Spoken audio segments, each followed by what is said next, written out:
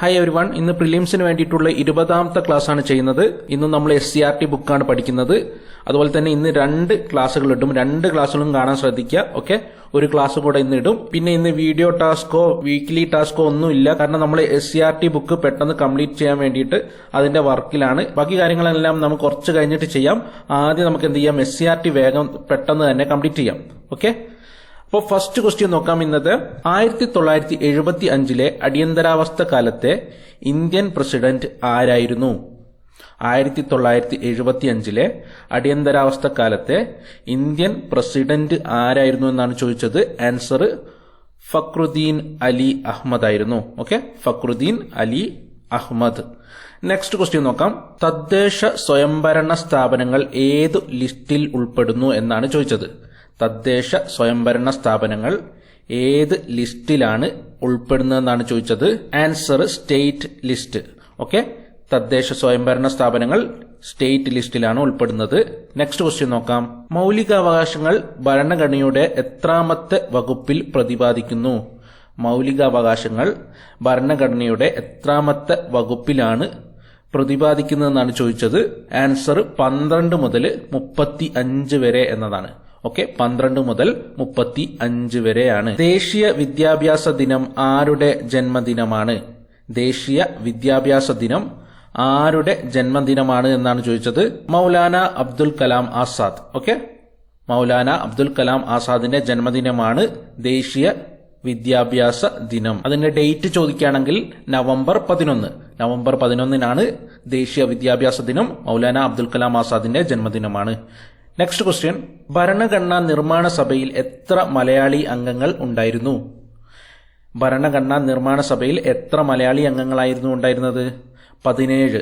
Okay, 17 Malayali അംഗങ്ങളായിരുന്നു ഭരണഘടനാ നിർമ്മാണ സഭയിൽ ഉണ്ടായിരുന്നത്. Next question. ദ്വിമണ്ഡല പാർലമെന്റ് എന്ന ആശയം ഇന്ത്യൻ ഭരണഘടന കടമെടുത്തത് എവിടെ നിന്നും? ദ്വിമണ്ഡല പാർലമെന്റ് എന്ന ആശയം ഇന്ത്യൻ ഭരണഘടന കടമെടുത്തത് എവിടെ നിന്നാണ്? ബ്രിട്ടനിൽ നിന്നാണ്. ഓക്കെ, ബ്രിട്ടനിൽ നിന്നാണ് ദ്വിമണ്ഡല പാർലമെന്റ് എന്ന ആശയം ഇന്ത്യൻ ഭരണഘടന കടമെടുത്തത്. Next question. ഭരണഘടനയുടെ ഏതു വകുപ്പ് പ്രകാരമാണ് തൊട്ടുകൂടായ്മ നിയമവിരുദ്ധമായി പ്രഖ്യാപിച്ചിട്ടുള്ളത്? ഭരണഘടനയുടെ ഏത് വകുപ്പ് പ്രകാരമാണ് തൊട്ടുകൂടായ്മ നിയമവിരുദ്ധമായിട്ട് പ്രഖ്യാപിച്ചിട്ടുള്ളതെന്നാണ് ചോദിച്ചത്. ആൻസർ 17. ഓക്കെ, 17. Next question. നിയമനിർമ്മാണപരമായ അധികാരങ്ങൾ സംബന്ധിച്ച 3 ഇനം ലിസ്റ്റുകളെ കുറിച്ച് പ്രതിപാദിക്കുന്ന വകുപ്പ്. നിയമനിർമ്മാണപരമായ അധികാരങ്ങൾ സംബന്ധിച്ച് 3 ഇനം ലിസ്റ്റുകളെ കുറിച്ച് പ്രതിപാദിക്കുന്ന വകുപ്പ് ഏതാണെന്നാണ് ചോദിച്ചത്. ലിസ്റ്റുകളെ കുറിച്ചുള്ള വകുപ്പ് ഏതാണ്? 246 ഓക്കെ, 246 ലിസ്റ്റുകളെ കുറിച്ച് പ്രതിപാദിക്കുന്നത്. Next question. കാശ്മീരിന് പ്രത്യേക പദവി നൽകിയിരുന്ന ഭരണഘടനാ വകുപ്പ്. കാശ്മീരിന് പ്രത്യേക പദവി നൽകിയിരുന്ന ഭരണഘടനാ വകുപ്പ് ഏതായിരുന്നു എന്നാണ് ചോദിച്ചത്.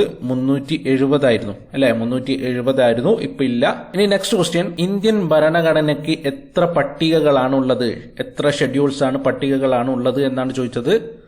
ആൻസർ 12 പട്ടികകളാണ് ഉള്ളത്. എല്ലാം നിങ്ങൾ പ്രാക്ടീസ് ചെയ്യൊക്കെ. എല്ലാം നിങ്ങൾ വെബ്സൈറ്റിൽ പോയിട്ട് പ്രാക്ടീസ് ചെയ്യുക. എത്ര തവണ പ്രാക്ടീസ് ചെയ്യാൻ പറ്റുമോ അത്രയും തവണ പ്രാക്ടീസ് ചെയ്യുക. എന്നാൽ എല്ലാം ഓർമ്മയിൽ നിൽക്കും. നെക്സ്റ്റ് ക്വസ്റ്റ്യൻ നോക്കാം. പൊതുപണത്തിന്റെ കാവൽക്കാരൻ എന്നറിയപ്പെടുന്നത് ആര്? പൊതുപണത്തിന്റെ കാവൽക്കാരൻ എന്നറിയപ്പെടുന്നത് CAG ആണ്. CAG. Next question. ഇന്ത്യൻ തിരഞ്ഞെടുപ്പ് കമ്മീഷനെ കുറിച്ച് പ്രതിപാദിക്കുന്ന വകുപ്പ്. ഇന്ത്യൻ തിരഞ്ഞെടുപ്പ് കമ്മീഷനെ കുറിച്ച് പ്രതിപാദിക്കുന്ന വകുപ്പാണ് ചോദിച്ചത്. 324ാമത്തെ വകുപ്പാണ് ഇന്ത്യൻ തിരഞ്ഞെടുപ്പ് കമ്മീഷനെ കുറിച്ച് പ്രതിപാദിക്കുന്നത്. Next question. കേരള വനിതാ കമ്മീഷൻ ആക്ട് നിലവിൽ വന്നത് എപ്പോൾ? കേരള വനിതാ കമ്മീഷൻ ആക്ട് നിലവിൽ വന്നത് എപ്പോൾ എന്നാണ് ചോദിച്ചത്. 1995. കേരള വനിതാ കമ്മീഷൻ ആക്ട് നിലവിൽ വന്നത് 1995. Next question. ഭരണഘടനയുടെ 3ാം പട്ടികയിൽ ഉൾപ്പെടുത്തിയിരിക്കുന്നത് എന്താണ് എന്നാണ് ചോദിച്ചത്. ഭരണഘടനയുടെ 3ാം പട്ടികയിൽ എന്താണ് ഉൾപ്പെടുത്തിയിരിക്കുന്നത്? സത്യപ്രതിജ്ഞകളാണ്. ഓക്കെ, സത്യപ്രതിജ്ഞകളാണ് ഭരണഘടനയുടെ 3ാം പട്ടികയിൽ ഉൾപ്പെടുത്തിയിരിക്കുന്നത്. Next question. ആദ്യത്തെ ഭരണഘടനാ ഭേദഗതിയിലൂടെ ഉൾപ്പെടുത്തിയ പട്ടിക. ആദ്യത്തെ ഭരണഘടനാ ഭേദഗതിയിലൂടെ ഉൾപ്പെടുത്തിയ പട്ടിക ഏതാണെന്നാണ് ചോദിച്ചത്. 9ാം പട്ടികയാണ്. 9ാം പട്ടിക. അപ്പൊ ഈ ഒരു കോൺസ്റ്റിറ്റ്യൂഷൻ എന്ന് പറയുന്ന ഭാഗത്ത് നിന്നുള്ള ക്വസ്റ്റ്യൻസ് ആണ് ഇതെല്ലാം. ഇതിനെപ്പറ്റി നമുക്ക് എന്ത് ചെയ്യാം, ചാപ്റ്റർ വൈസ് തന്നെ കുറച്ച് കഴിഞ്ഞിട്ട് ടൈം ഉണ്ടെങ്കിൽ നമുക്ക് ചെയ്യാം. ഓക്കെ, ഇപ്പൊ ജസ്റ്റ് ക്വസ്റ്റ്യൻ ആൻസർ ചെയ്തു പോകുന്നേ ഉള്ളൂ. എന്നാൽ ഇതിനെപ്പറ്റി നമുക്ക് ചാപ്റ്റർ ആക്കിയിട്ട് തന്നെ പഠിക്കാം. അപ്പോഴാണ് ഏറ്റവും കൂടുതൽ ക്ലിയർ ആവുക. നെക്സ്റ്റ് ക്വസ്റ്റ്യൻ നോക്കാം. കൂടുതൽ സംസ്ഥാനങ്ങൾ അധികാര പരിധിയിലുള്ള ഇന്ത്യയിലെ ഹൈക്കോടതി. കൂടുതൽ സംസ്ഥാനങ്ങൾ അധികാര പരിധിയിലുള്ള ഇന്ത്യയിലെ ഹൈക്കോടതിയാണ് ഗുവാഹത്തി.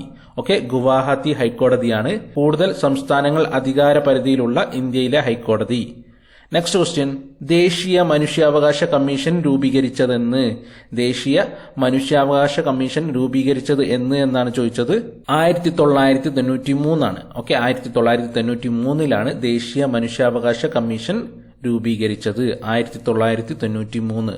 Next question. സ്വതന്ത്ര ഇന്ത്യയിലെ ആദ്യ ബഡ്ജറ്റ് അവതരിപ്പിച്ചത് ആര്?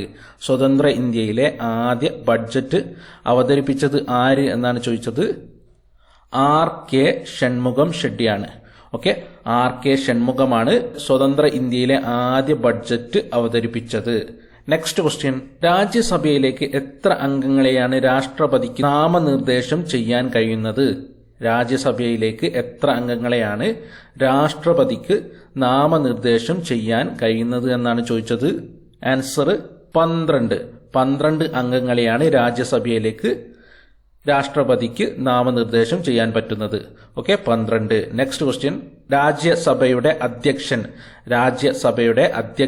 ആരാണെന്നാണ് ചോദിച്ചത്. വൈസ് പ്രസിഡന്റ് ആണ്. വൈസ് പ്രസിഡന്റ് ആണ് രാജ്യസഭയുടെ അധ്യക്ഷൻ എന്ന് പറയുന്നത്. ആരാണ്? Vice president. നെക്സ്റ്റ്. നിയമകാര്യങ്ങളിൽ ഭാരത സർക്കാരിനെ ഉപദേശിക്കുക എന്നത് ആരുടെ ഉത്തരവാദിത്തമാണ്? നിയമകാര്യങ്ങളിൽ ഭാരത സർക്കാരിനെ ഉപദേശിക്കുക എന്നത് ആരുടെ ഉത്തരവാദിത്തമാണ് എന്നാണ് ചോദിച്ചത്. Attorney general.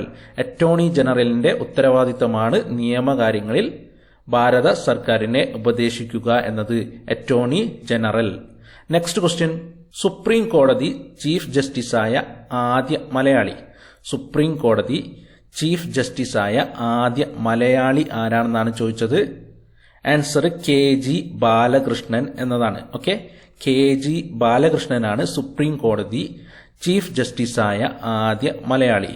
Next question. ഭരണഘടന നിലവിൽ വന്ന ശേഷം ആദ്യമായി രാഷ്ട്രപതി ഭരണം നിലവിൽ വന്ന സംസ്ഥാനം.